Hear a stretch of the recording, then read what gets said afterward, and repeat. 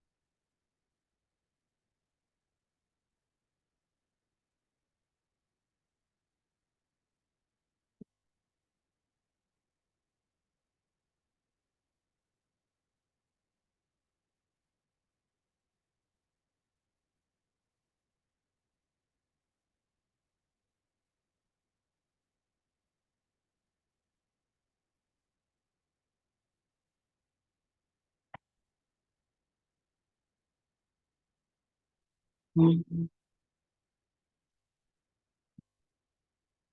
Ayunando.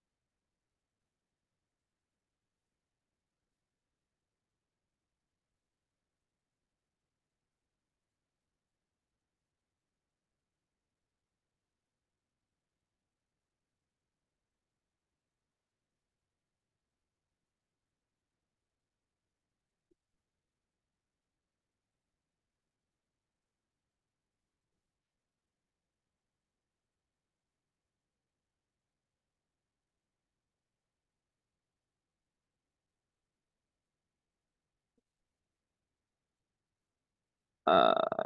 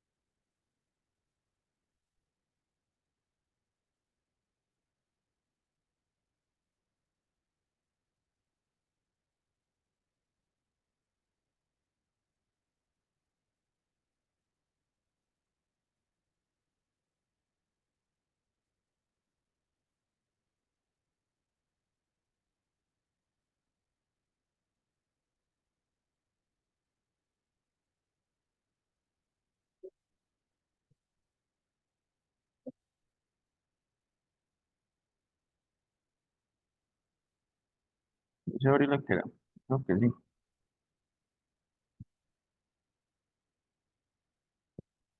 Sí.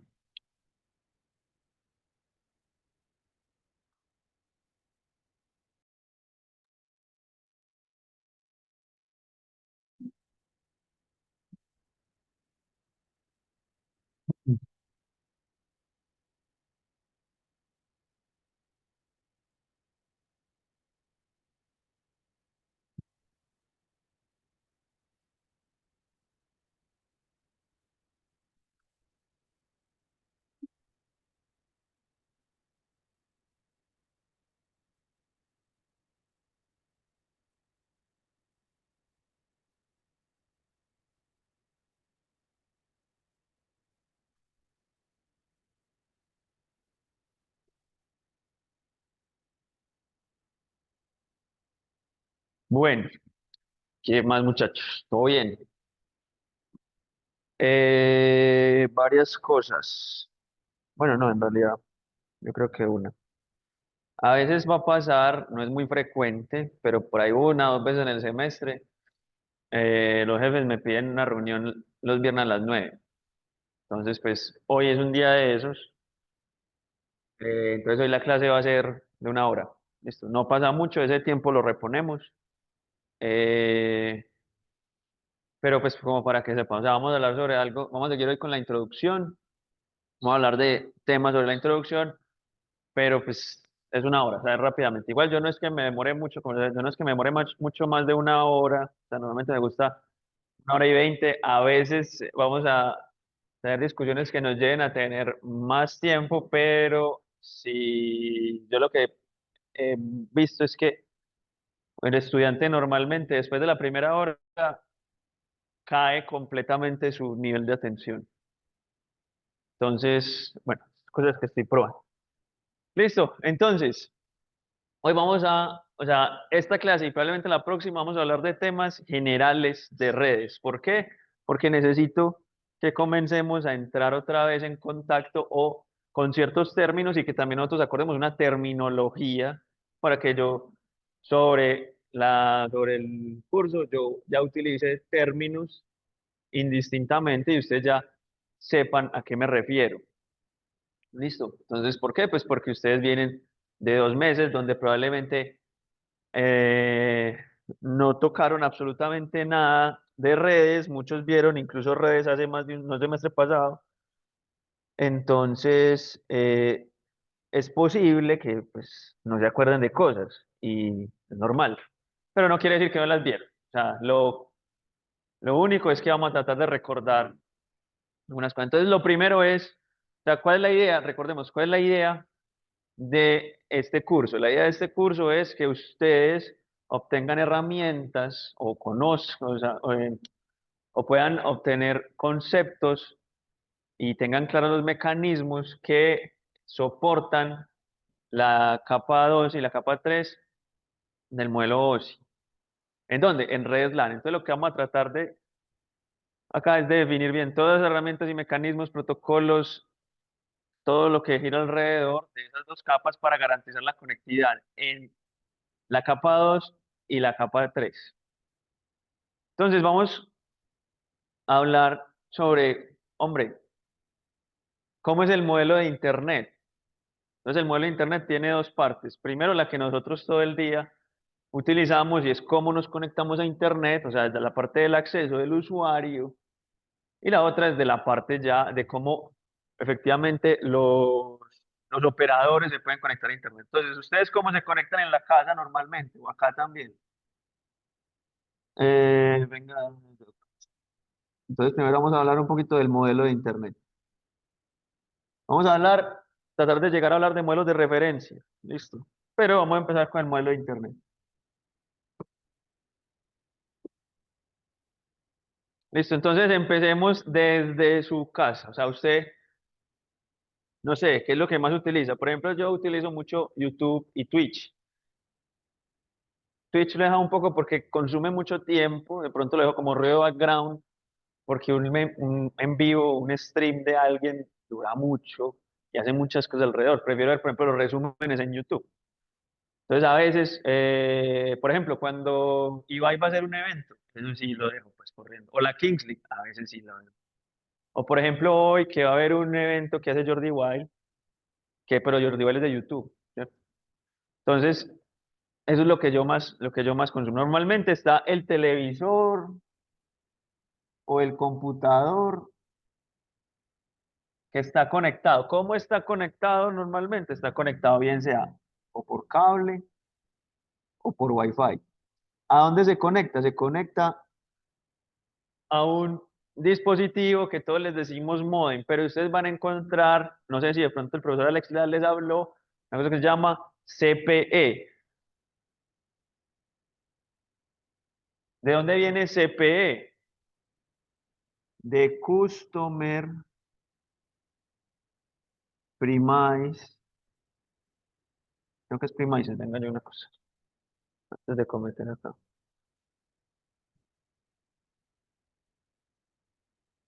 Sí, Premises, Premises.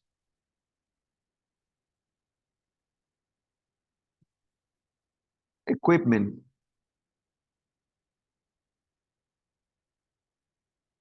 El equipo en la premisa del cliente, es decir, el equipo que está en la casa o en el lugar donde habita el cliente.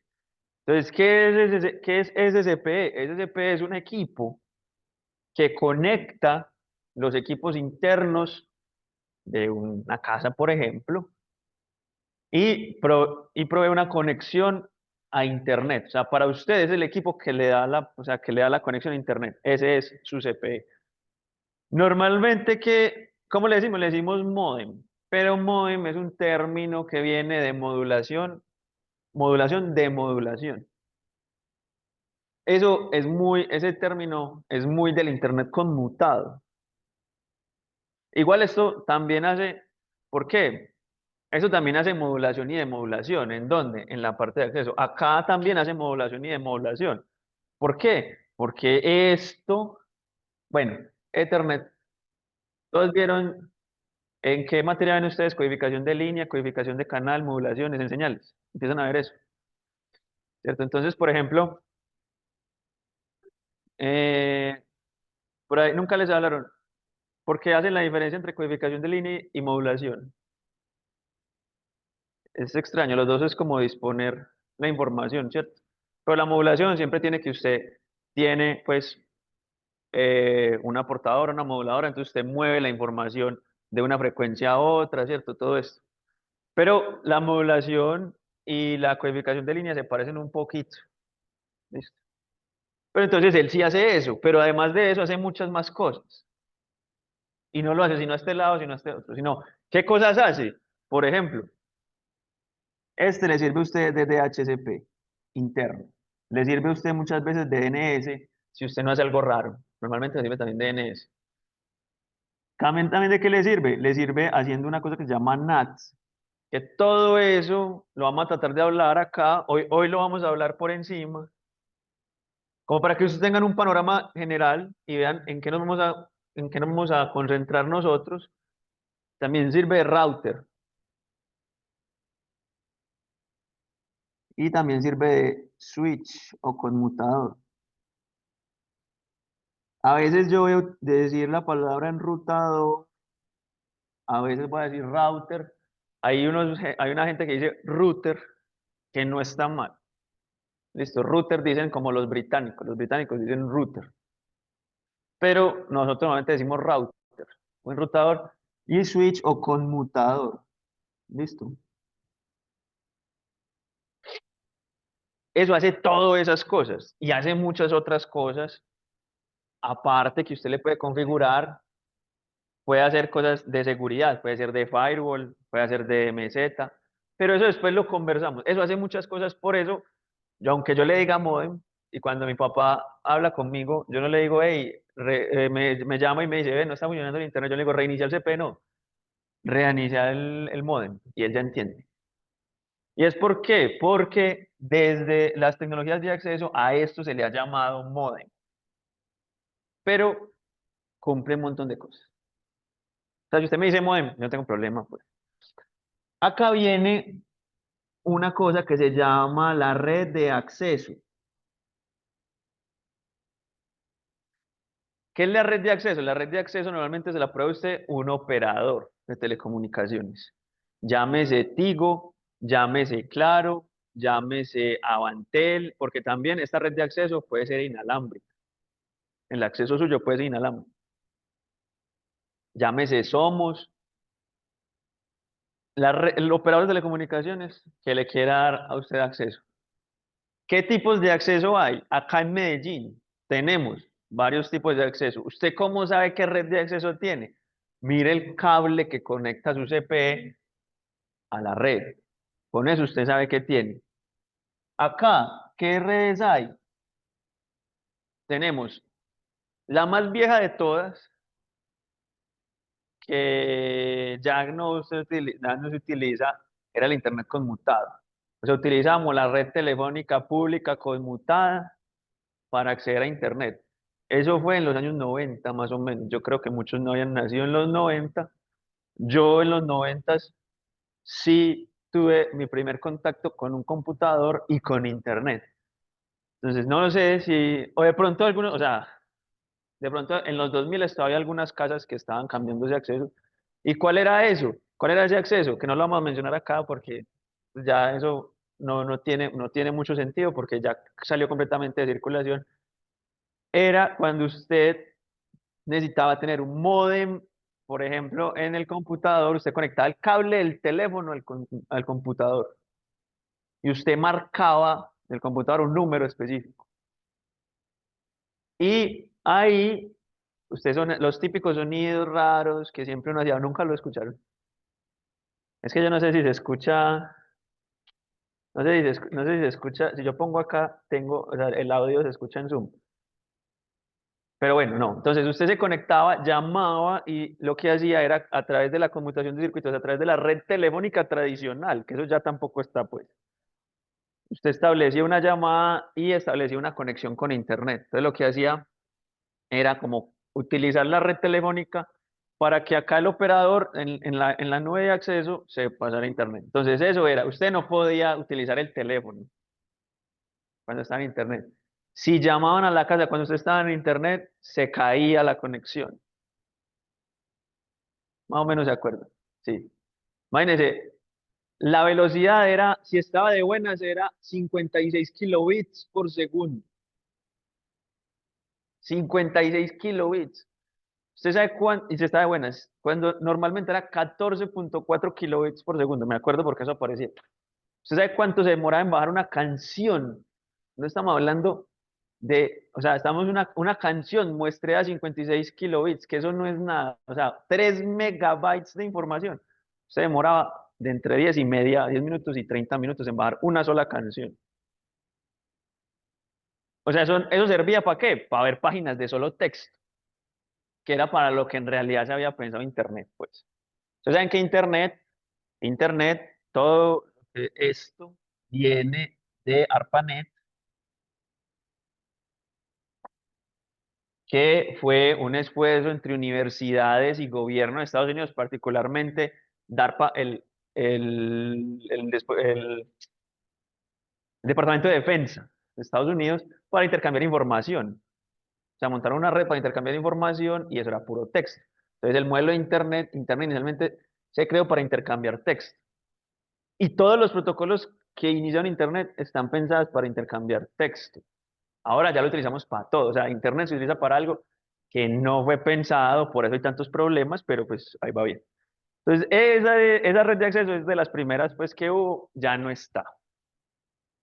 Listo, problemática, pero eso era loquísimo porque uno podía bajar fotos, se demoraba mucho porque imagínense, la foto empezaba como a bajar por frames, usted veía, no por frames, no, por líneas. Entonces la foto empezaba, bajaba este pedacito, bajaba este pedacito, bajaba este pedacito, y así, se demoraba un rato. Entonces por acá usted le veía el pelito a Vegeta, ¿sí o no? Ya después cuando la pasaba, la llegaba y la imprimía en una impresora de punto, que eso sonaba lo más de bueno también, pues. Y ya llegaba el otro día al colegio con las fotos. Listo. Entonces, ese era el primero, pero creo que nadie lo tiene ya. Estoy muy seguro que casi nadie lo tiene. Pero usted El más masivo de Medellín, por ejemplo, es cuando usted ve que su CPE tiene conectado el cable coaxial. La mayoría de ustedes puede que tengan cable coaxial conectado al CPE. Y esa tecnología de acceso se llama HFC. Ahorita tratamos de definir las siglas, listo, pero por acá, entonces vamos, HFC, híbrido, fibra coaxial. Que eso probablemente lo vean con la profesora Ana María. Ana María sabe mucho de ese tipo de redes, de hecho ella trabajó en Tigo un rato largo haciendo la planeación y el despliegue de ese tipo de redes. Esa red es probablemente la red de acceso más grande que tenemos en Medellín.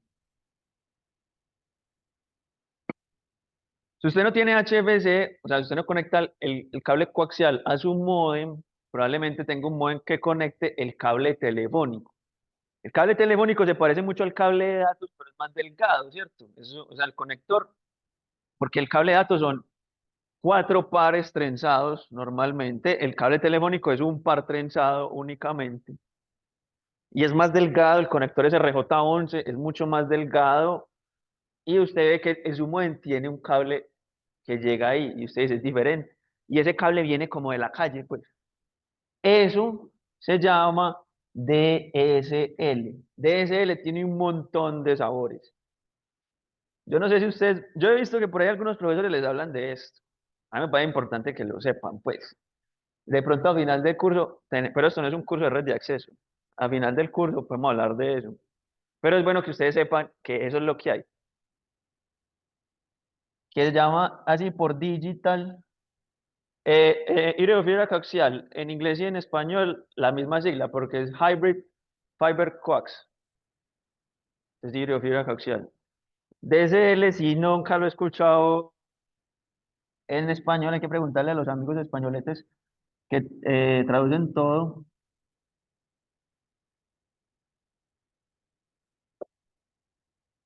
Como es como abonado de línea digital, debería llamar, eso lo llaman pues creo. Eso tiene un montón de sabores. Después al final del curso de pronto hablamos de eso. Usted tiene eso también, listo. Puede tener HFC o DSL, esas son las que más están en Medellín. DSL está saliendo y HFC está tomando la parada. ¿Qué pasa? Ambas vienen, o sea, esas dos tecnologías, y son las más masivas en el mundo también, esas dos tecnologías vienen esto es como historia pues en general, estamos hablando pues acá, más bien casco, esto, cosas que a uno le gusta leer simplemente. ¿De dónde vienen? Entonces, antes el servicio de Internet no era masivo, el servicio de Internet se volvió masivo en los 2000 acá en Colombia particularmente. El servicio de Internet no es tan viejo en Colombia como en otros países, aunque el servicio de Internet en Colombia es bueno.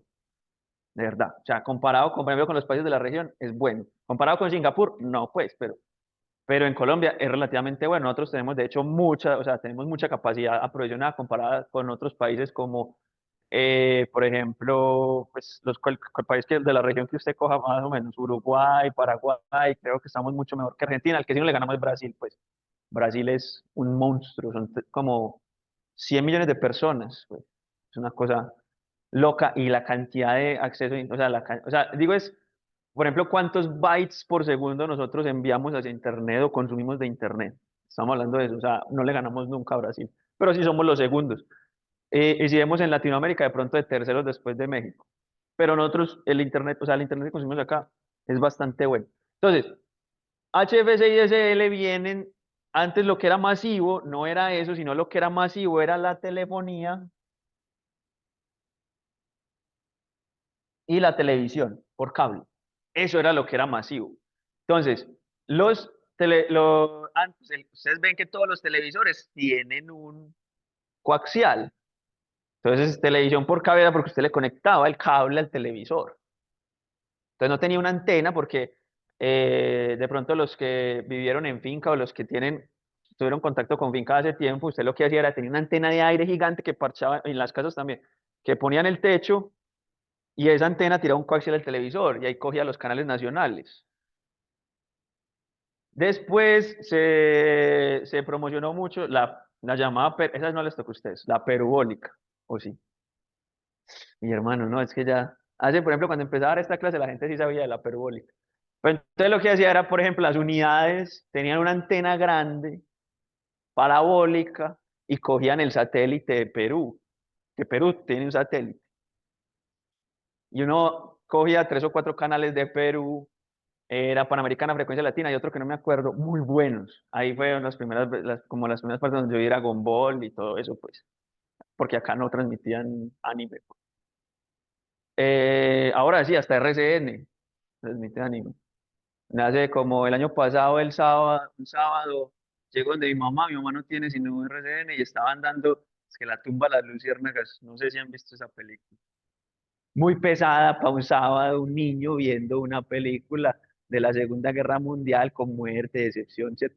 Pero entonces uno veía la perubólica y daban unas películas que uno decía, tremendas películas. Entonces, era eso y de lo que recibía la antena digamos, se sangraba o sea, a través de cable coaxial se enviaba. Ya después vinieron EPM TV o Veracruz TV Cable, una cosa que se llamaba Cable Unión de Occidente, y ellos ya tenían más antenas y daban más, o sea, y había más televisión, pues más canales de televisión. Ustedes, o sea, entonces, ¿cómo trabajan ellos? Tenían una cabecera con varias antenas y bajaban una red híbrida entre fibra y coaxial. ¿Por qué fibra? Porque la fibra les permitía llegar más lejos y después de eso utilizaban el coaxial en nodos, que era más barato, para llegar a los televisores. Entonces, si ustedes quieren ver una cabecera por el pueblito País, la 60, la 65 con la 30, en toda esa esquina, hay una sede de Tigo. Cuando se paren ahí en esa esquina, miran hacia arriba, hacia ese edificio arriba y van a ver arriba una terraza llena de antenas. Entonces usted tiene varias antenas, cada una apuntando a un punto pues en el cielo para tratar de captar el satélite de HBO, el satélite de Fox, el satélite, creo que Discovery es Fox si no estoy mal. Entonces usted va bajando canales, listo. Ahí entonces estos tipos, estos de televisión dijeron, tenemos que empezar a dar internet. Entonces, ¿cómo vamos a internet? Utilizando una cosa que se llama Doxis, pero bueno, eso después lo hablamos. Entonces, empezaron a dar internet y después de la telefonía, empecemos a dar internet. ¿Y qué se inventaron? DSL. Entonces, ¿qué hacen? Utilizan la misma red de acceso, que es lo más caro. ¿Por qué es lo más caro la red de acceso? Porque es como usted llega a todos los usuarios, es lo más masivo. La red de acceso, vea que usted cuántos CPEs tiene que dar conexión, un montón. Usted conecta un montón de CPEs. Listo. Ahora, que puede que ya muchos también, yo he visto que ya Movistar está dando muy duro, es la fibra, ¿cierto? Ya está llegando fibra hasta la casa. Cuando yo estaba estudiando ingeniería de telecomunicaciones, me decían, ya es que las redes de acceso van a hacer fibra hasta la casa. Y eso fue ah, espere, hace 15 años ya. Hace 15 años a mí me decían, las redes de fibra están llegando hasta la casa y apenas hace unos cuantos años yo ya vi que eso se materializó. Hace unos 5 años se empezó a materializar con tecnologías que se llaman ópticas pasivas. Se llaman PON, Passive Optical Networks. Que de eso también sabe mucho la profesora Ana María. Las PON no vienen de ninguna cable de televisión, de ninguna telefónica. Puede ser cualquiera de las dos que evolucionaron a esa, o puede ser alguien que entró de una a la PON. O sea, qué características tienen estas de diferentes? Pues primero que ofrecen mucha mayor capacidad a muchas mayores distancias. Por ejemplo, mi hermano vive en una finca y allá llega, pues, una Jeepon, pues se llama. Está más o menos a 5 kilómetros del dispositivo de acceso. O sea, es la línea que va de la nube al CPE, 5 kilómetros. Con HFC o con DSL nunca piense que usted va a tener 5 kilómetros. Y las velocidades suben fácilmente de los 100 megabits por segundo. Entonces son muy buenas para grandes distancias. Sin embargo, no es que la fibra sea cara, ya, la fibra ya está más o menos barata. El problema es el tratamiento. Es muy fácil usted fracturar una fibra, o sea, hacerle una curva. No sé si han visto líneas de transmisión, ustedes saben que la fibra tiene un ángulo específico donde ya se empieza, las pérdidas aumentan. O sea, usted no puede, digamos, enroscar la fibra con cierto radio muy pequeño porque entonces ya empieza a tener muchas pérdidas. Entonces es difícil, se puede fracturar, es muy difícil tratarla, pero es muy bueno. ¿Listo? Ustedes han visto, eso tiene una característica y es que nosotros vivimos mucho tiempo, o sea, a ustedes todo les tocó esto y todo les toca. Estas son tecnologías asimétricas. ¿Alguien sabe qué es una tecnología asimétrica? ¿Cómo, por qué es asimétrico? ¿Qué significa que sea asimétrico? Sí, pero, bueno, otra cosa, ¿ustedes a qué le dicen ancho de banda? Pero, o sea, mejor dicho, ¿en qué unidades medirían ustedes el ancho de banda? ¿En qué? En hertz. Muy bien, listo. Yo también pienso que es el ancho de banda. Pero si ustedes se van a los textos o a los estándares en inglés, bandwidth, hablan también como si fuera la capacidad del canal en bits por segundo. ¿Listo? Entonces, a veces vamos a utilizar uno u otro, pero para mí el ancho de banda, la forma correcta es el que se mide donde está la mayor cantidad de la potencia de la señal, ¿cierto? Que lo que John, ¿cierto? Lo que dice John tiene sentido, sí, pero la cosa es que las tecnologías se llaman asimétricas, o bueno, ¿alguien más sabe por qué se llaman asimétricas?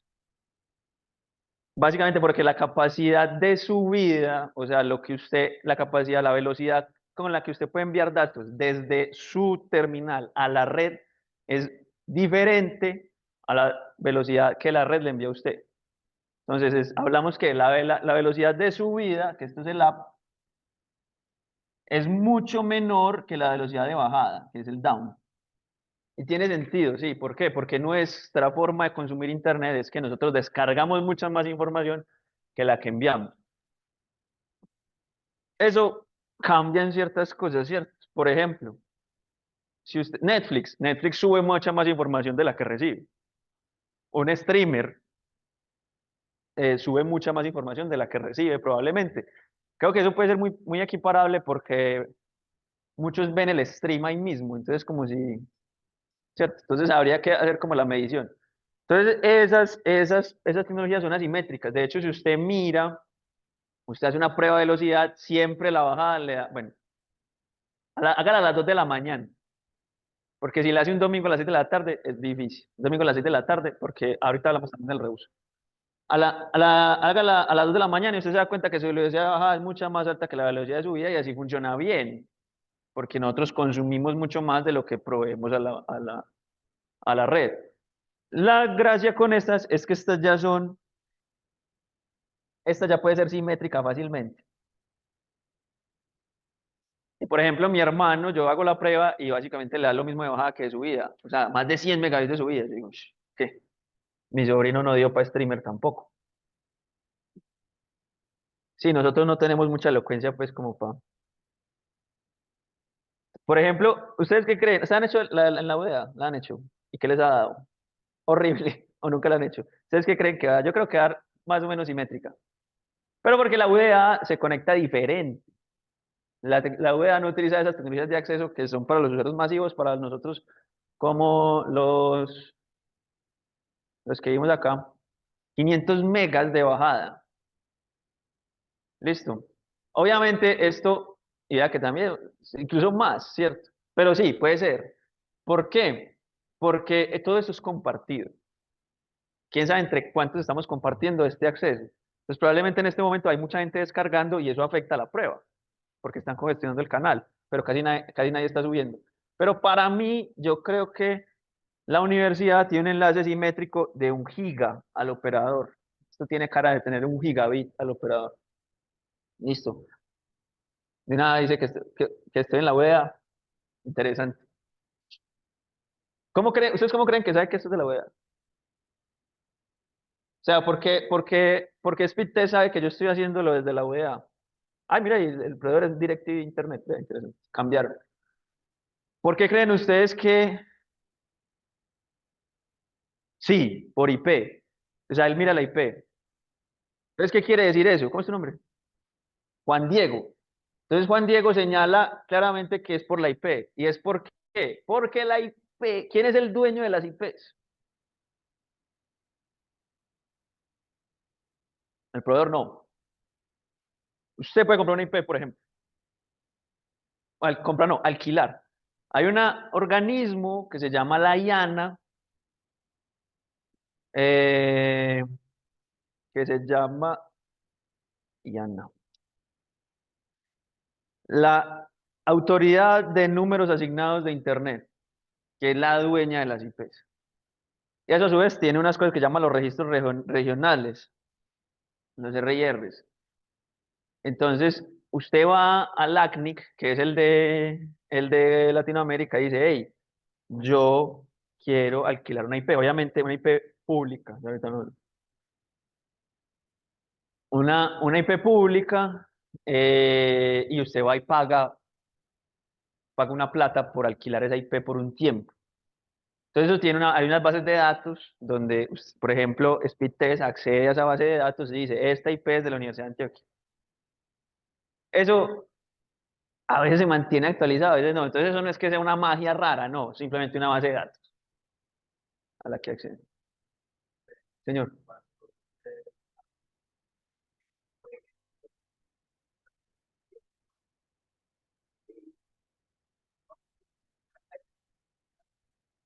Ah, bueno, ¿cómo es tu nombre? Juan Esteban. Juan Esteban hace una pregunta interesante y es, ¿qué si es más fácil comprar o alquilar? No se pueden comprar. O sea, no se pueden comprar, porque eso, quién sabe qué figura legal sea, pero digamos que como que ellos quieren decir que las direcciones IPs, como Internet es una red global y todo eso, las direcciones IP son de todos. Entonces usted solamente lo puede alquilar, o sea, usted no puede, es un bien inenajenable. Por ejemplo, el espectro electromagnético. Al han hablado del espectro electromagnético, usted no puede comprar una porción del espectro electromagnético, porque el espectro electromagnético es de todos nosotros, que es como decir como de nadie, pues también, ¿cierto? Pero es de todos nosotros. Entonces lo que hace el espectro electromagnético es que llega un operador y dice, yo alquilo el espectro por tantos años, pero no lo puede comprar. O sea, eso no, esa banda, o sea, él le da la facultad de hacer lo que quiera, o sea, de utilizarlo y nadie más lo puede utilizar, pero no es de él.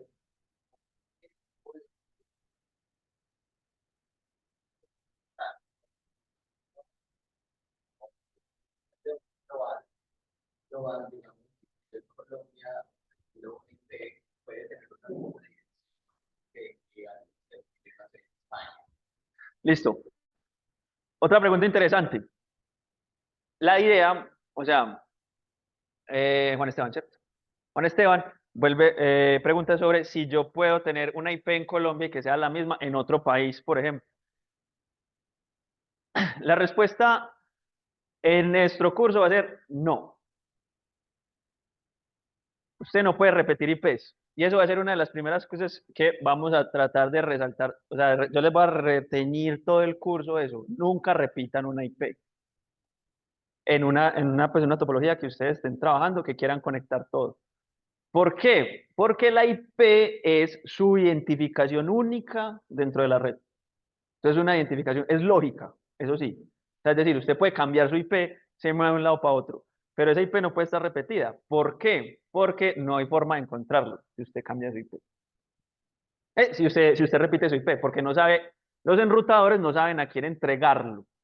No saben si entregarlo a la IP que está en España o a la IP que está en Colombia. Entonces es su única forma de identificación. Listo, entonces por eso no se puede repetir. Esa es la respuesta para este curso. En términos prácticos, usted sí puede repetir la IP, pero eso se tiene que ver como una única IP en la red. Que son unas cosas diferentes que vamos a hablar un poquito más complejo, se llaman Anycast. Pero, porque ustedes saben que hay Unicast, Broadcast, Multicast y hay una cosa que se llama Anycast. Entonces usted sí puede tener dos servidores, por ejemplo, que tengan la misma IP. Por ejemplo, usted está, los servidores de TikTok. Entonces hay un servidor de TikTok en Estados Unidos y otro en Europa. Entonces los dos tienen la misma IP, pero lo que hacen es que pero es el mismo contenido. O sea, usted está buscando lo mismo. Entonces los enrutadores dicen, si usted me está buscando desde Colombia, pues yo lo mando al de Estados Unidos, pero usted me está buscando desde España, yo lo mando al de Europa. Y la misma IP. Listo. Pero nosotros en este curso nunca vamos a repetir una IP. Si usted repite una IP, problema fijo. Listo. Pero eso yo se lo voy a retener mucho. Entonces, sí, la IP no se, o sea, no se puede repetir. Porque ahorita vamos sobre eso, hay IPs públicas y privadas. No sé si se acuerdan, por allá les contaron. Las IPs públicas, esas tienen que ser únicas. O sea, esas son las que están en Internet y nunca se pueden repetir. O sea, no puede haber como un problema de que no haya claramente, no haya unénicas ni nada de eso, sino que haya dos IP repetidas, como decías, en España y en Colombia, eso es un problema. Por eso es que las IP se alquilan y se asignan a operadores pues, a personas jurídicas o naturales, pues se asignan y ustedes las utilizan. Y ya después hablamos pues de otras cosas, pero bueno. Listo, importante para dar el siguiente paso. Bueno, y finalmente, también usted puede tener PON o usted también puede tener en este momento LTE como tecnología de acceso. ¿Qué LTE es la que usted tiene en el celular? Pero de pronto alguien conoce, ustedes han ido por WOM, han pasado por WOM, WOM vende unos, no. Vamos a ver si acá está. Yo no sé por qué esto, es que, es que el 175, yo estoy viejo, pero tampoco para poner las cosas al 175. Vamos a ver si está acá. Negocios, yo creo que está en negocios o en equipos. Ah, miremos los equipos.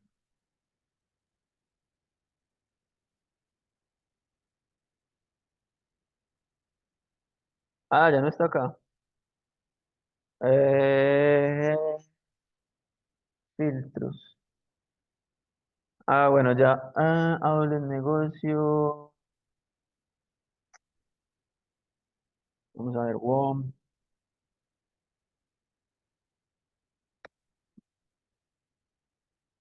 Vamos a ver si acá está.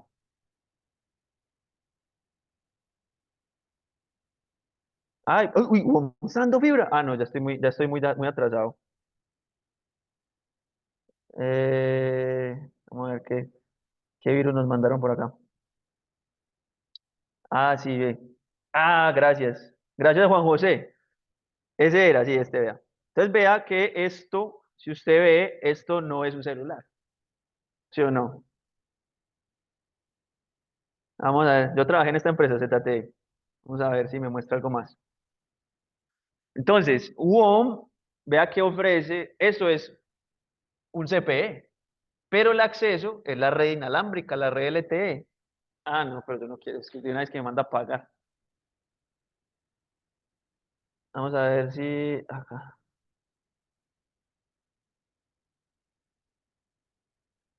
Sí, véalo. Entonces vea que esto por detrás tiene varias cosas. Tiene los puertos LAN, tiene para ponerle la SIM.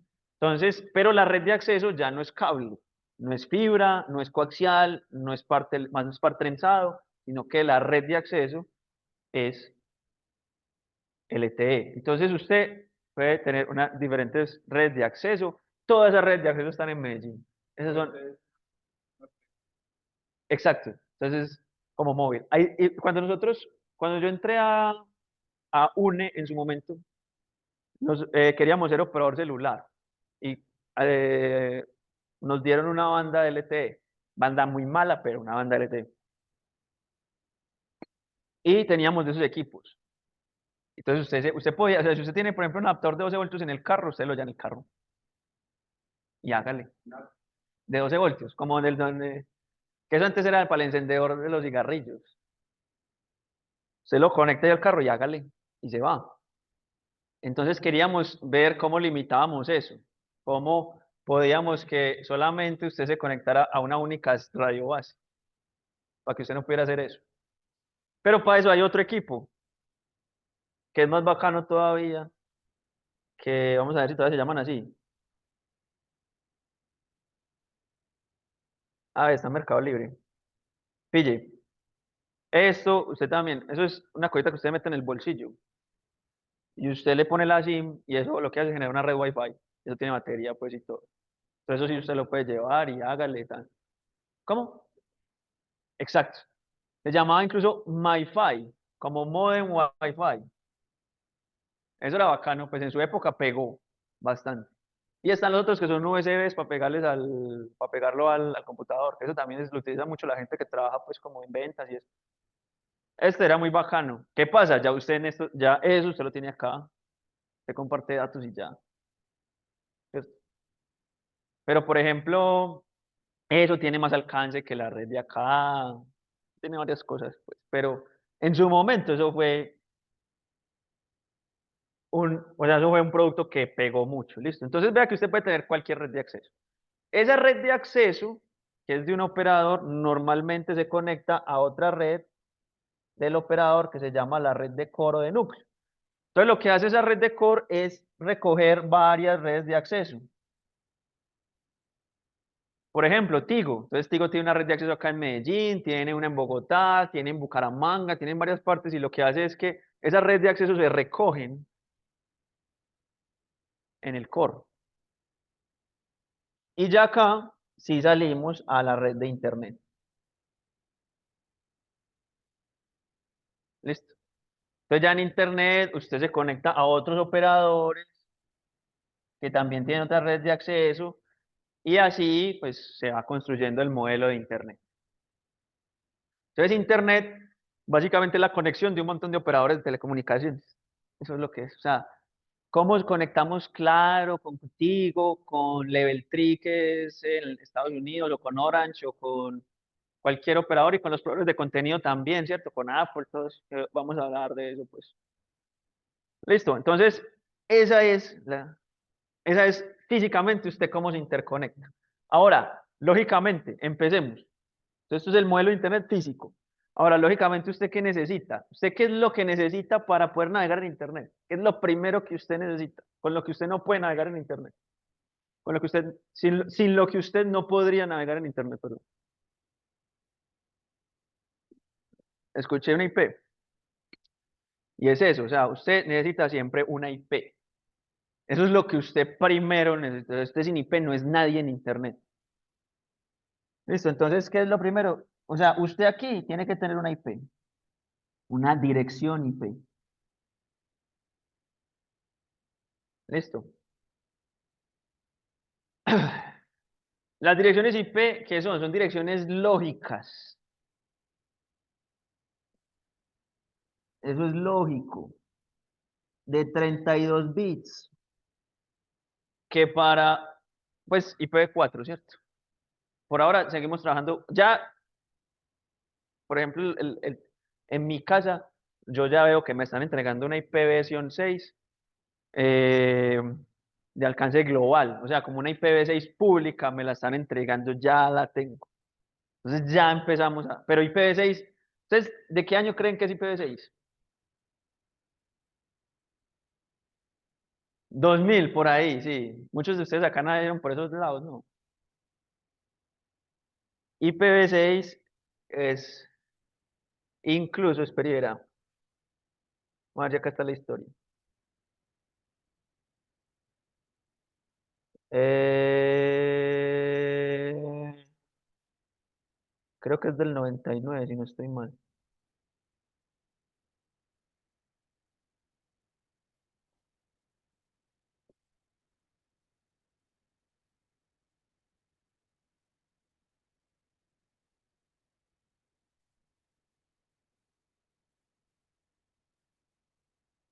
93 incluso, 94. Casi tan viejo como yo, un poquito más joven. Listo, entonces usted tiene una IP v4. Acá vamos a hablar mucho, casi todo hablamos de una IPv4, que es una IP lógica de 32 bits. ¿Qué quiere decir lógica? Que no está quemada, no está asignada de manera, pues, como eterna a su dispositivo. O sea, eso puede cambiar. Es una IP lógica. Esa es su identificación. Después vamos a ver que esas IPs pueden ser públicas o privadas.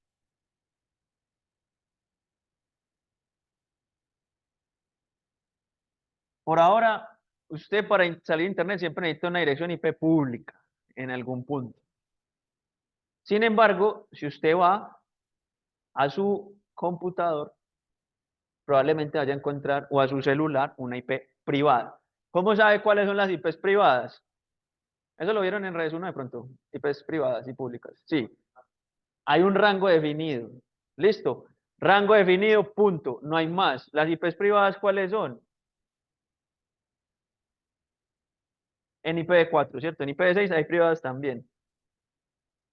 Vamos a ver si esto me dice bien. En las IPs privadas son de la 10 a la 10, 255, 250. A ver, también vamos a hacer un repaso pues de IP, pues, de direccionamiento IP. Listo. Esa, de la 10.00 a la 10, 255, 255. Esas son privadas. De la 172.16.00 a la 172.31, 255, 255, 255. O sea, si usted tiene la 172.32.00.01, esa ya es pública. O sea, no todo lo que empieza en 172 ni todo lo que empieza en 10 es privado. No, espere, sí, todo lo que empieza en 10 sí es privado, porque acá salta ya la 11. Todo lo que empieza en 10 es privado, pero no todo lo que empieza en 272 es privado. Y no todo lo que empieza en 192 es privado tampoco. Listo. Entonces, estas son las privadas, estas son las, y vamos a utilizar mucho acá en el curso. Y hay una nueva, que esta es más nueva, que esa seguramente no se las dijeron, no sé si Alex de pronto les dijo que es esta, la 164 a la 127. ¿Por qué no se utiliza mucho? O sea, ¿por qué no la han visto? Porque estas son las de arriba son las que utilizamos para la red de las casas, las redes de las universidades. Esto lo utilizamos en los operadores. ¿Por qué? Porque ya el operador, incluso usted en el CPE, le está entregando una IP privada. O sea, ya cada vez es más difícil hacer cosas, hacer juegos. Hay más problemas para juegos en línea, hay más problemas para exponer servidores dentro de sus casas, cada vez hay más problemas. ¿Y es por qué? Porque esto es una solución a la escasez de direcciones IPs. ¿Cuántas direcciones IPs puedo yo tener, o sea, o cuántos números puedo yo representar con 32 bits? 2 a la 32. Más o menos, ¿saben cuánto es ese número? Más o menos 4.000 millones. O sea, 4.000 millones de direcciones. Menos direcciones que los habitantes en la Tierra. Usted en su casa, ¿cuántas personas viven en su casa? Dos. ¿Cuántas direcciones IP, cuántos equipos que le conectan a internet hay en su casa? Más de dos. Está su celular, de pronto tiene el televisor, los computadores. A la nevera ya se conecta a internet también algunas. Claro que sí me parece muy extravagante, ¿no? La nevera que se conecta a internet, ¿usted no la han visto? ¿No ha visto la nevera que se conecta a internet? Uf, ¿cómo? Exacto, ¿para qué? Pero yo la vi pues en un video de un man, porque yo consumo mucha basura y es como, entonces eso lo que hace es, por ejemplo, hay unas que llegan y ven lo que van metiendo a la nevera. Entonces metes, no sé, metes papas, metes tomate y cebolla. Y te dice, o sea, eso tiene básicamente un identificador de imágenes, pues reconocimiento de imágenes, entonces se da cuenta cuánto metiste. Entonces vos se puedes decir, hazme una receta con lo que tengo en la nevera. Entonces eso tiene que ir a internet, pues, o también pues ahí está YouTube, tiene un panelcito que es para YouTube y cosas de esas, pero por ejemplo entonces mira que hace como esas cosas, que a mí me parece como muy extravagante, porque una nevera de esas cuánto vale. Esto va a quedar una nota a la grabación, los que vean la grabación después van a quedar,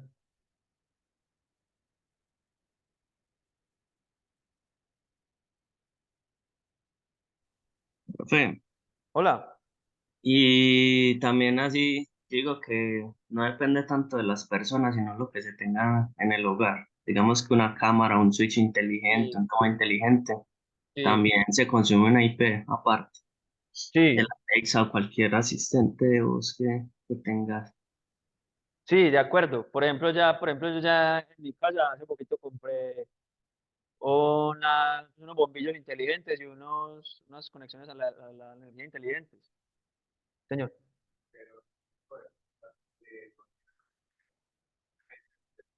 No, exacto. Entonces, ahí venía lo que dice John. Eso no tiene una IP pública propiamente, claro, porque imagínense ya multiplique, usted tiene 10 cosas conectadas. Anteriormente, cuando empezó Internet, usted sí le entregaban la IP pública. Pero es porque, primero, o sea, ellos dijeron 32 bits, ustedes dijeron, uy, parce, pero, o sea, qué brutos, ¿cómo pusieron apenas 32 bits? Eso es muy poquito. Adicionalmente, ustedes saben que con el direccionamiento que se maneja con dirección de red, broadcast y todo eso, y no todo este espacio es direccionable porque acuérdense que hay clase A, clase B, clase C, las múlticas se utilizan para otra cosa y las clase E no se utilizan. ¿Listo? Son para experimentación, pues esas cosas. Entonces ustedes dijeron, uy, parce, pero estos manes son brutos, ¿cómo le van a poner tan poquito? Y es porque, pues, obviamente no pensaban que Internet iba, lo que pues, iba a soportar el mundo civilizado en 50 años, pues, cuando pensaron eso. Y es la verdad, o sea, Internet soporta todo, todo va a través de Internet. O sea, ya usted, o sea, las tecnologías iniciales que eran televisión y telefonía, ya eso está sobre Internet. Ya o sea, yo ya casi no veo, o sea, yo casi no veo televisión por cable. Que ya cambio diferente de la televisión digital por cable, pero ya no la veo. ¿Qué de pronto veo? Veo la TDT. Cuando hay un partido que dan por ahí para que no, para que el retardo pues no me afecte. Porque es muy malo cuando no le cantan el gol, ¿cierto? Que eso sí tiene, o sea, eso sí tiene, pero, o sea, eso tiene, después hablamos porque tiene un retardo tan grande, ese tipo de cosas. Entonces, todo la telefonía, usted primero ya usted no llama, pues casi, ¿cierto? Ya usted no llama. Y ya en estos celulares, de pronto alguno que tenga un Samsung o que tenga, no mentira, no, los Xiaomi también, estos también, que depende del operador. Por ejemplo, los que están en Tigo, a veces les aparece Voice, o sea, VoLTE, por ahí, que se llama Voice sobre LTE. Eso ya es voz IP también, que también va a ir por Internet. Ojo que IP es diferente a Internet, ¿listo? Eso sí es claro. IP es el protocolo que define cómo se empaqueta la información en la capa 3. Internet es la red pública. Usted puede tener una red IP que no vaya a Internet. ¿Listo? Cosas diferentes. Que hablemos de eso. Pues para que tengamos eso. Entonces, lo que decía John, sí, ya no todo puede tener. O sea, ¿por qué? Porque es que las IPs son un recurso muy escaso. De hecho, si ustedes ven las IPs versión 4, las en Asia, en Estados Unidos, se acabaron hace mucho tiempo. Es decir, ya todas están alquiladas. Entonces lo que hacen es, ok, entonces, ¿cómo hacemos para esto? Entonces definamos unas IPs privadas que nunca se van a enrutar en Internet, es decir, nunca van a estar en Internet. Eso quiere decir que como no están en Internet, yo acá en mi red de acceso la puedo utilizar cuando quiera y como quiera y las puedo, o sea, y puedo tener las mismas direcciones, o sea, acá puedo tener en esta red de acceso la 192, 168, 11 y por acá en otra red de acceso puede tener la 192, 168, 11. Sí, ¿por qué? Porque son el ámbito privado. Es decir, su ámbito, su dominio solamente está en la red de acceso. Es decir, yo acá no puedo repetir esta. O sea, yo acá no puedo tener dos direcciones de iguales, pero como esta y esta nunca van a llegar a Internet, o sea, acá nunca van a llegar, entonces las puedo utilizar. Entonces, ¿qué se hace? ¿Qué se hace? Y dijeron, ok, vamos a inventar una cosa que se llama NAT. ¿Qué es NAT? Network, que eso lo vamos a ver en este curso. Address Translation. Entonces, ¿qué me permite eso? Eso simplemente, o sea, el nombre explica muy bien lo que hace y es tomar una dirección en el paquete IP y cambiarla por otra, traducirla. Entonces, ¿qué hace NAT? Que lo hace este equipo. Entonces, el CPE lo que hace es, ok, yo acá tengo una IP pública. O sea, el operador a los usuarios, ya no, pero digamos que hasta hace unos años, hasta hace por ahí 6 años, siempre entregaba usted una IP pública. Usted tenía una IP pública en su CPE. Pero lo que hacía el CPE para adentro es que acá ponían IPs privadas. Privada, privada, privada. Y el NAT lo que permitía era que cualquier IP privada interna podía salir a Internet enmascarándose a través de la IP pública. Entonces usted tiene una IP privada acá, una 192.168, que es la que usted va a ver en su computador, pero si usted va a una página y dice y pregunta cuál es mi IP,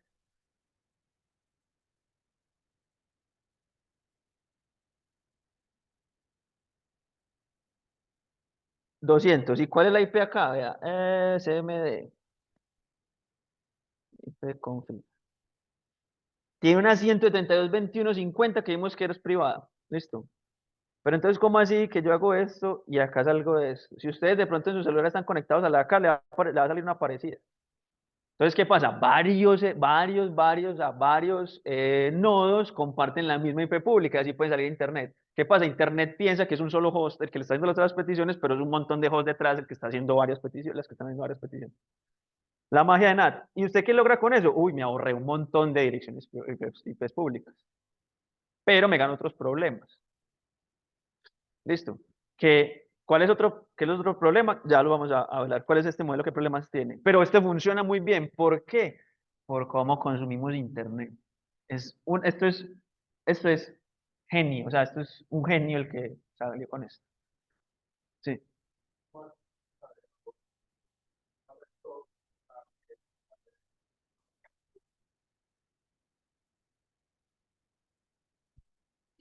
Eso es otra cosa, ¿cierto? ¿Cómo es que es tu nombre?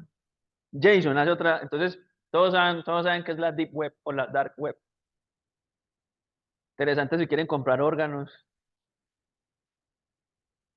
No, pero, o sea, sí hay cosas muy turbias, ¿cierto? Hay cosas muy turbias, pornografía infantil, compra y venta de cosas ilegales, pues. Entonces, Jason hace una pregunta interesante y es cómo hacen, entonces, para enmascarar esa IP pública. Otra cosa que llaman las VPNs, que eso más adelante, que puede ser interesante si alguien quiere trabajar con VPNs y hablar de las VPNs como un trabajo de seguimiento para que expliquemos bien qué son las VPNs, porque no sé si en seguridad o en servicios telemáticos están dando VPNs. Entonces, ¿qué hace eso? Lo que hace eso es que usted establece sesiones con otros puntos. Entonces, por ejemplo, usted tiene acá su navegadorcito, su Tor. Entonces, usted hizo ¿cuál es el logo de Tor? Una cebollita, por capa, ¿cierto? Entonces, eso hace muchas más cosas, pero básicamente lo que hace es que usted como que pimponea su dirección IP. Entonces, lo que él hace es establecer túneles entre diferentes sitios y en realidad usted está saliendo a Internet como si fuera con esta IP que está acá. Entonces usted está como enmascarando su tráfico y usted sale a través de Internet. ¿Por qué? Porque su punto de salida es a través de otro punto. ¿Qué es lo que pasa con las VPNs? Entonces, eso tiene algo y es que obviamente quien termina su conexión para salir, ¿cierto? A Internet, quien termina su conexión para salir a Internet tiene toda su información también. Entonces, si usted no tiene protocolos seguros o encriptados, si usted mete, puede, o sea, normalmente no pasa, ¿cierto? Pero si usted dice, uy, me voy a conectar a esta terminación, él puede estar capturando sus datos y si no está correctamente encriptado, captura su tarjeta de crédito, sus contraseñas. Pero ese es el problema que tiene la VPN. Pero la cosa es, ¿cómo hace? O sea, usted está saliendo como si esta fuera su IP, como si esta fuera, que es como una VPN. Entonces así enmascara su IP.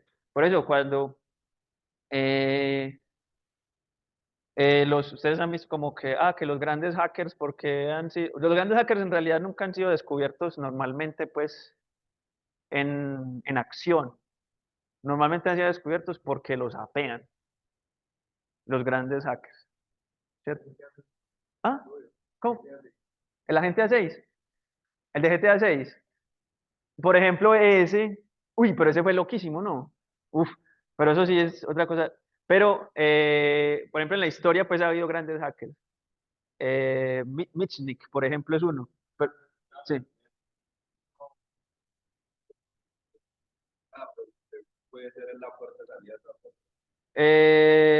No sé si, tengo que buscar, no sé si vos puedes hacer la puerta de salida de alguien, pero no es algo raro, pues, podría ser. Sí. Yo busco y te cuento.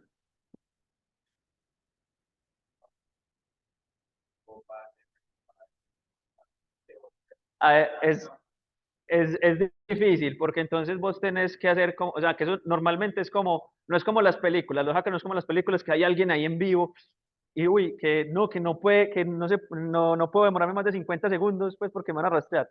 No, normalmente es algo forense, entonces lo que hacen es después ir viendo los logs, o sea, los logs son como los registros en cada una de las máquinas, a ver si pueden rastrear cambios de direcciones o procesos que parezcan. Eso es muy difícil, o sea, eso es muy complejo, pero normalmente se llama como ciberseguridad forense.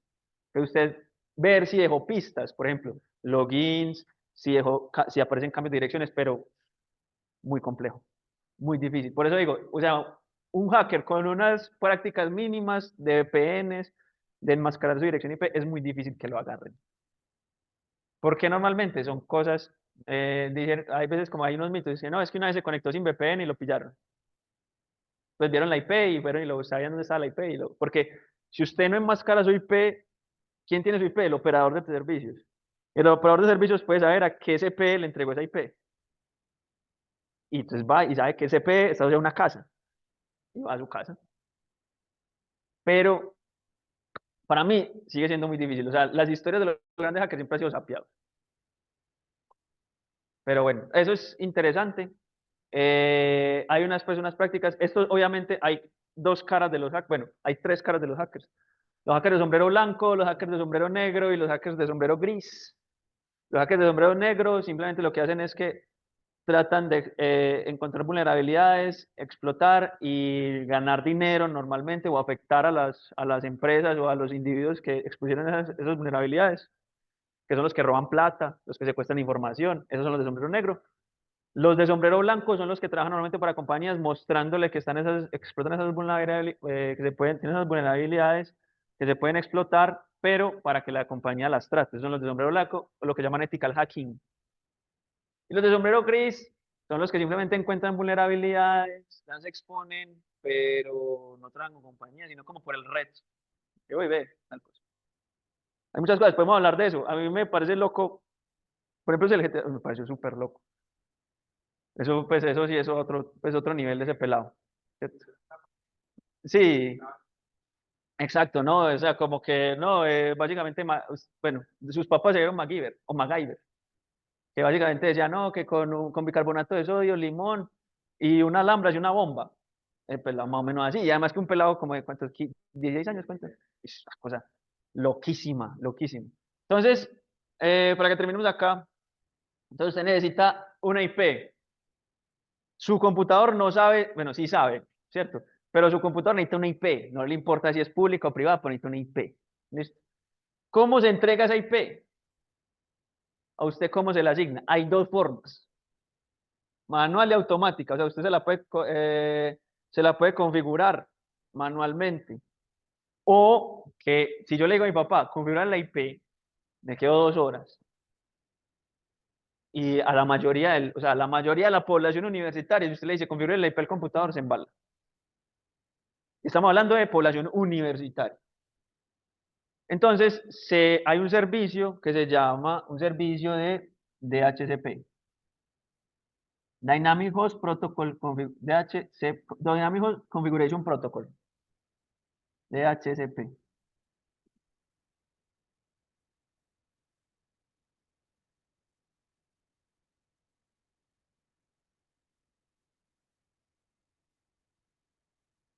Sí, es un protocolo.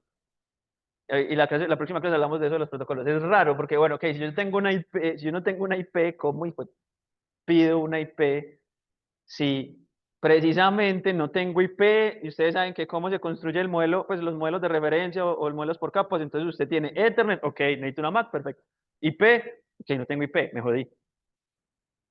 Después viene ¿qué? Viene la capa de transporte, TCP/IP, y después viene la capa de aplicación, que sería, o sea, DHCP es un protocolo de capa de aplicación, utiliza un puerto. Entonces usted empieza, ¿cómo así? No tengo una IP, ¿cómo voy a construir mi paquete IP si no tengo una IP? Pues entonces hay unas formas pues para eso, ¿listo? Entonces con DHCP, vea que usted necesita un DHCP tanto para asignarle estas direcciones IP privadas como esta dirección IP pública. Entonces usted necesita un DHCP interno y un DHCP de su operador, ¿listo? Sin DHCP no hay fiesta tampoco. Actualmente el servicio de Internet como servicio masivo. Entonces ya, con esas cosas usted listo, todo bien. Falta algo y es usted sabe que todo se comunica a través de IP en Internet, pero usted nunca digita una IP cuando está navegando o cuando está jugando en su celular o lo que sea. Entonces, ¿quién tiene ese? Exactamente. O sea, usted necesita algo que le resuelva el nombre que usted pone, que usted diga, www.elcolombiano.com y le diga, se fue. ¿Será Ah, no, es que estoy volando. Y 410, muy charro. Que yo haga eso y me abra esto, pero eso en realidad por debajo es una IP. ¿Por qué? Vea que si yo hago esto, en ese lookup, www.elcolombiano.com. Me está diciendo, estas son las IPs del colombiano. Vea que eso es una 150, 136. En realidad eso por detrás lo que hace es, ok, voy y le pregunto al DNS. El DNS me dice, ah, para el colombiano son estas IPs. Entonces ya el navegador organiza su petición para, para esta IP. Bueno, el computador, el navegador, eso tiene una sutileza. Pues ya su computador, usted va a ver, si usted abre Wireshark, usted da una petición a estas IPs. Por ejemplo, Google. Entonces usted tiene la 140, le dan IP. Vamos a ver si esto todavía funciona. Entonces, por ejemplo, yo pongo la IP acá de Google, me abre Google. ¿Sí o no? Vea que bueno, ya hizo como una resolución reversa. Pero vea que puse la IP, vea, puse 100, acá pongo 142.250.7836, Google. Esto ya no, antes funcionaba muy bien, ya no funciona tan bien porque hay unas sutilezas con eso. O sea, es decir, si yo cojo, por ejemplo, yo creo que si yo cojo la IP del colombiano no me va a dar. Vamos a esta, la 150. Pero esa es la IP del colombiano. Lo que pasa es que por toda esta cosa de las cosas en nube, por ejemplo, le dice GON, las cosas en nube, en realidad lo que pasa es que es un DNS, es un domain, es un sistema de nombres de dominio.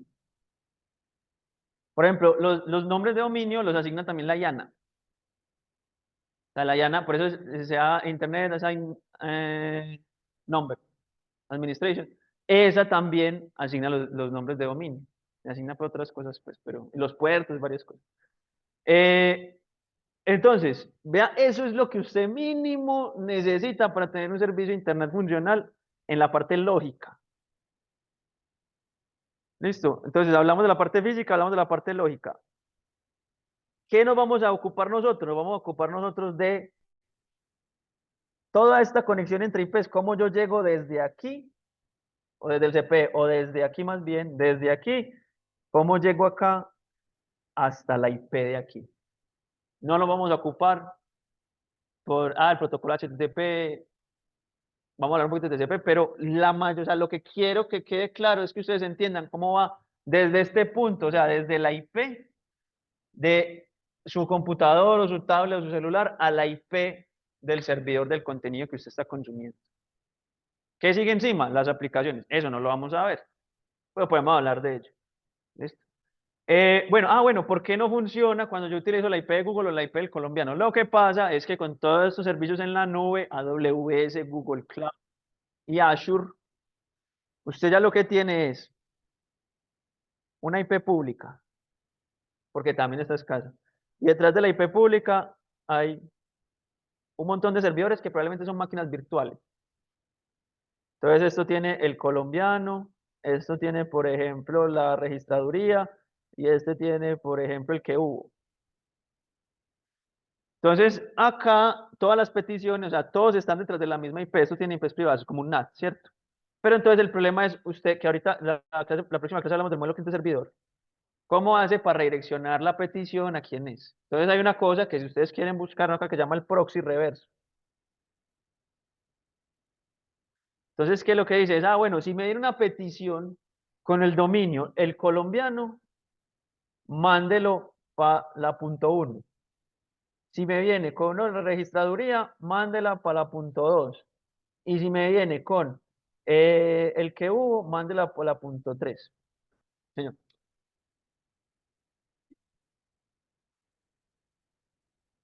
De AW, de Amazon o de Google, sí. Entonces ya cambió. ¿Por qué? Antes, ¿cómo era? El colombiano tenía Bueno, siempre ha habido pues como hosting también, pero digamos que el colombiano tenía una IP pública asociada a ese servidor y solamente la tenía ese servidor. Antes era así, ya no, ya como todo el mundo tiene una página web, entonces las páginas web crecieron mucho.